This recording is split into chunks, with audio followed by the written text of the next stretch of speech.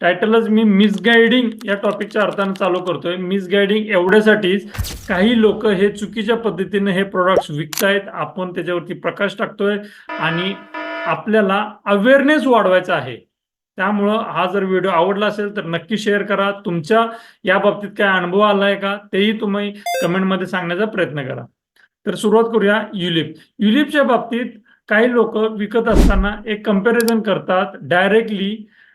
जे काही ऍडव्हर्टायझिंग करतात त्या ऍडव्हर्टायझिंग मध्ये सरळ सरळ म्युच्युअल फंडची कम्पेअर करतात आणि म्युच्युअल फंडचे जे रिटर्न्स आहेत ते सगळे म्युच्युअल फंडचे रिटर्न्स आणि युलिपचे रिटर्न्स हे सगळं सेम आहे आणि तुम्हाला त्याबद्दल ॲडिशनली जर तुम्ही युलिप घेतलं तर तुम्हाला ॲडिशनली त्यामध्ये इन्शुरन्स भेटेल असं एक लॉजिक लावलं जातं आणि तिथं प्रोडक्ट विकला जातो.